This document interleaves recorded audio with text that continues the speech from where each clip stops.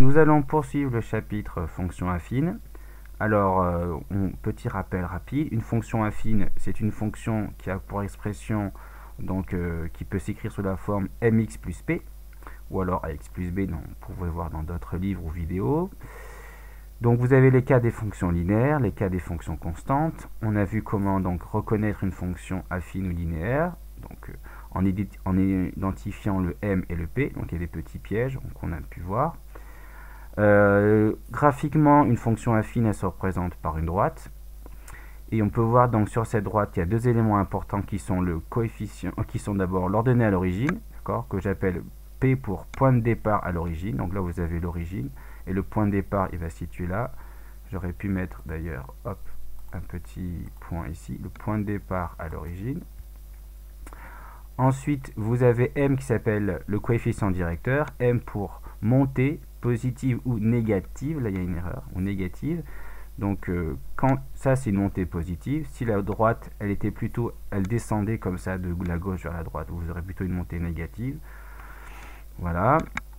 Donc, quand la droite passe par l'origine, ça représente une fonction affine, mais qui est en plus, donc, qui est linéaire. Et quand la droite, elle est parallèle à l'axe des abscisses, c'est une fonction constante. On a vu comment représenter graphiquement une fonction affine dans un repère. Donc ça, je vous laisse voir la vidéo précédente. Et maintenant, on va voir comment, propriété 3, ça c'est nouveau, calcul du coefficient directeur. Donc vous prenez votre cours photocopié. Et ensuite, donc, vous avez une fonction affine. Et donc, graphiquement, sa représentation est une droite. Il faut que je me donne deux points, ça c'est important, de la droite. Donc là, j'ai pris, que vous allez rajouter, le point A ici et le point B ici. Ces deux points, bien sûr, sur la droite, ils ont des coordonnées, XA pour l'abscisse, YA pour l'ordonnée, pareil pour le point B, XB, YB, pardon. Et le calcul du coefficient directeur, finalement, ça va être donc XYA moins YB sur XA moins XB. Ça, si je conserve l'ordre, donc si je commence par A, je fais donc moins les coordonnées de B, voilà. Ou alors, je peux aussi écrire dans l'autre sens, mais il faut que ce soit le même sens, donc au dénominateur comme au numérateur. Donc si je commence par YB, c'est moins YA, et au dénominateur, par contre, il faut que je commence pareil qu'au numérateur, il faut que je commence par XB moins XA. Donc ça, c'est important de comprendre que ça va représenter la pente, d'accord? C'est le coefficient directeur, l'inclinaison, si vous préférez.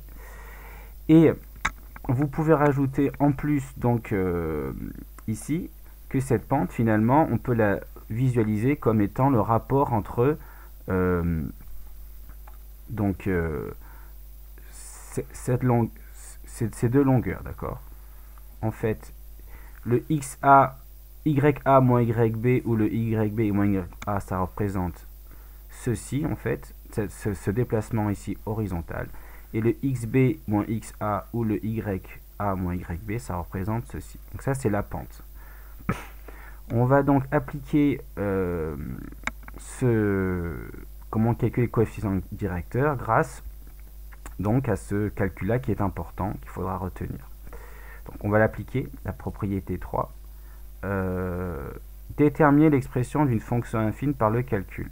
Donc vous avez une fonction affine f, et donc on va donc essayer de trouver l'expression de la fonction f à l'aide de ces deux informations. Donc en fait, il faudra déterminer le fameux m et le fameux p de la fonction affine.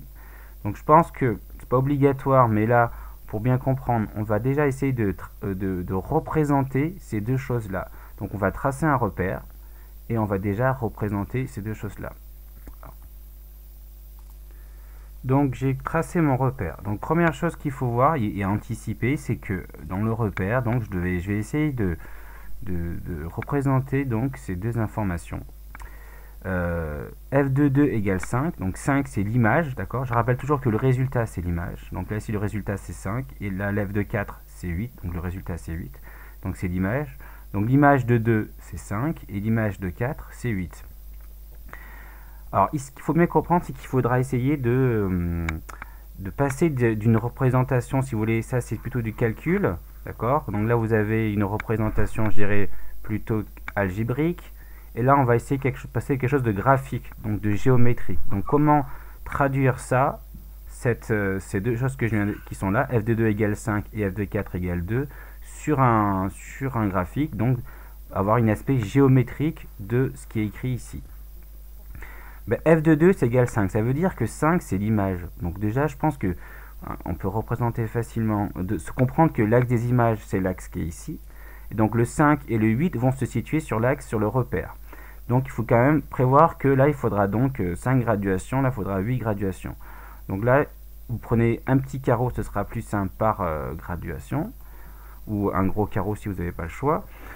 Donc il faut prévoir, si vous voulez, comme l'image va aller jusqu'à 8, il faut avoir 8 graduations. 1, 2, 3, 4, 5, 6, 7, 8. D'accord, là il y a 8, si vous voulez, là il y a même 9. Et là il y a 1, 2, 3, 4, 5. 5 c'est ici. Voilà. Donc ça, ce sont les images. Mais elles sont reliées à donc l'image de 2 c'est 5, l'image de 4 ici c'est 4. Donc l'image de 2, donc 1, 2. Si l'image de 2 c'est 5, je vais relier ces deux points, donc 2 et 5 sur le graphique. Ça va donc être représenté comme ça. Hop, là vous avez ça.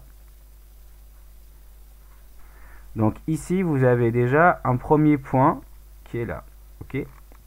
Après il faut représenter aussi donc f de 4 égale 8. L'image de 4 c'est 8. Donc là ça va être le 4 qui est là. Hop, ici il y a 4. Et donc je vais essayer de les relier. Là je les relie, le 8 et le 4. Ici. Donc vous avez finalement, puisque c'est une fonction affine, sa représentation est une droite, sa représentation graphique est une droite. Donc là je vais tracer tout simplement la droite qui passe par ces deux points. Vous le faites. Donc on a finalement donc tracé la droite. Donc c'était pas obligatoire, mais je pense qu'il est important de déjà se représenter graphiquement ce que c'est.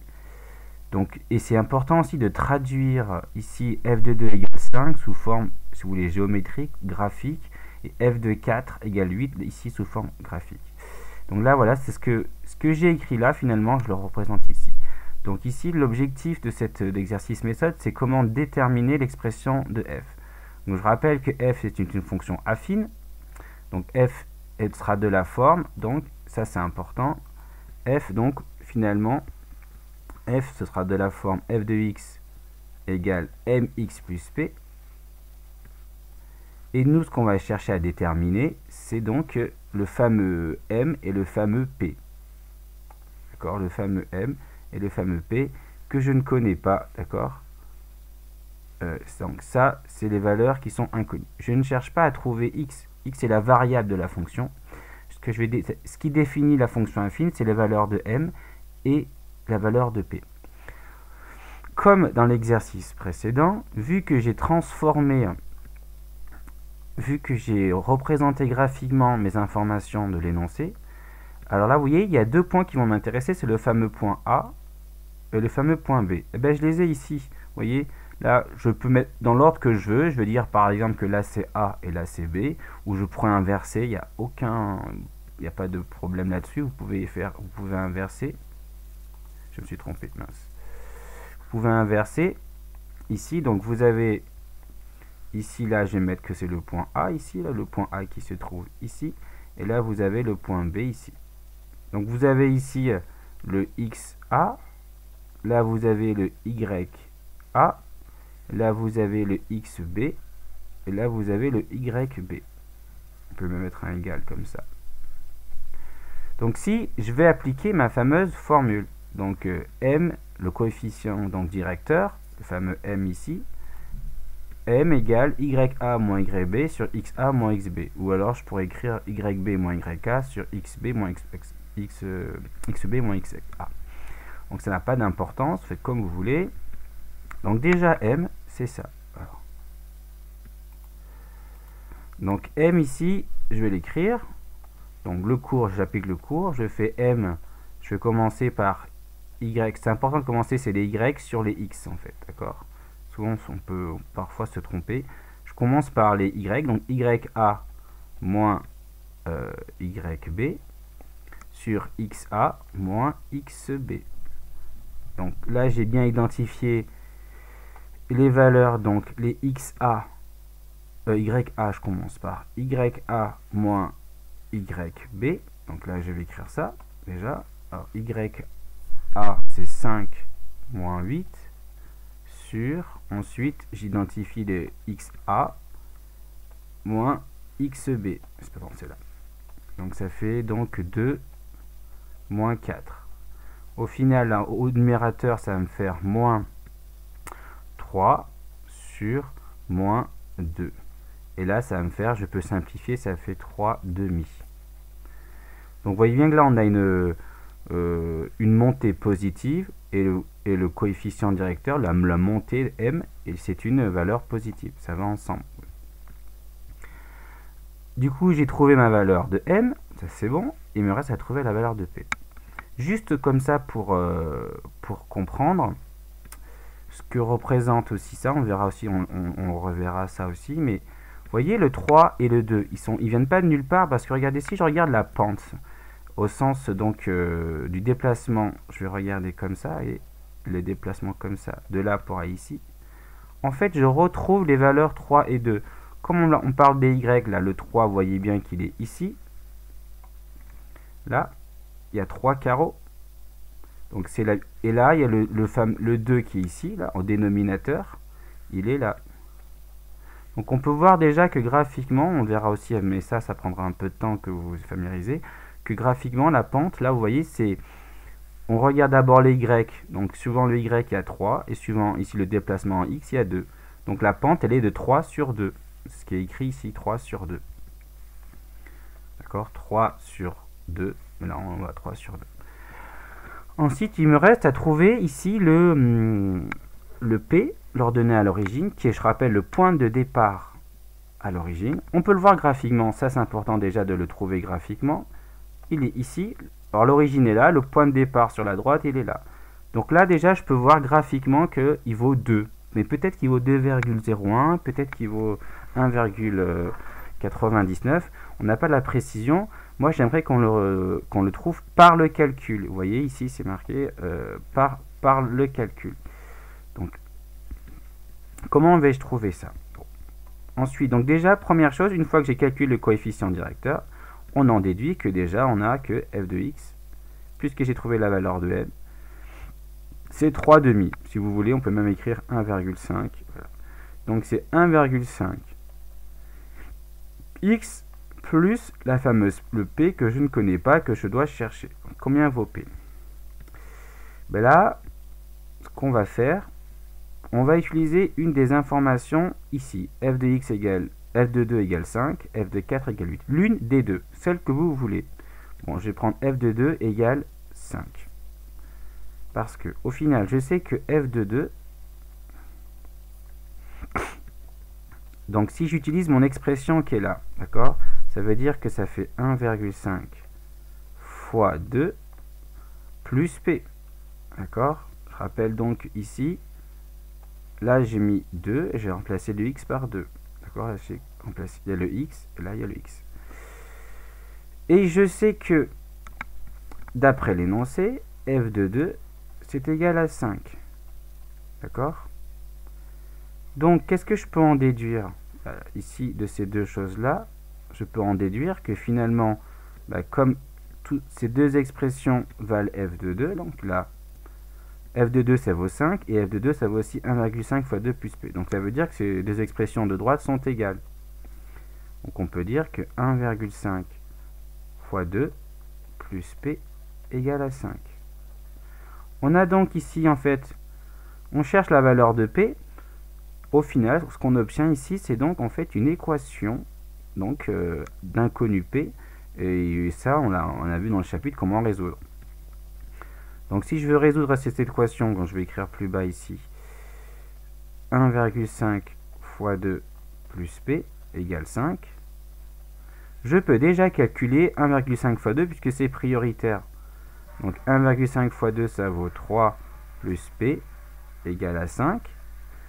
Combien il faut ajouter à 3 pour obtenir 5? C'est que P finalement il vaut 2. C'est ce qu'on avait plutôt prédit ici, c'est que le P ici est égal à 2. Vous voyez là? Donc pour ceux qui ont éventuellement du mal, je rappelle que donc si je veux isoler Le P, donc c'est que le 3, je dois l'annuler. Donc là, je fais moins 3. 3 moins 3, 0. Après, je fais 5 moins 3, ça fait 2. Donc je viens de trouver ici la valeur de P, donc de l'ordonnée à l'origine de la droite. On a donc, conclusion, on a donc l'expression de la fonction f, de la fonction affine. On a donc que f de x, finalement, c'est mx plus p, donc ça va faire donc m qui vaut 1,5, fois x, plus p, plus ici 2. D'accord, là j'ai bien ici la valeur de m, et là la valeur de p. D'accord, donc là vous avez le m, et là vous avez le p. Donc voici comment donc on a pu donc déterminer par le calcul, et aussi on peut, en s'appuyant bien sûr sur le graphique, l'expression de la fonction affine qui était donc avec f de 2 égale 5 et f de 4 égale 8.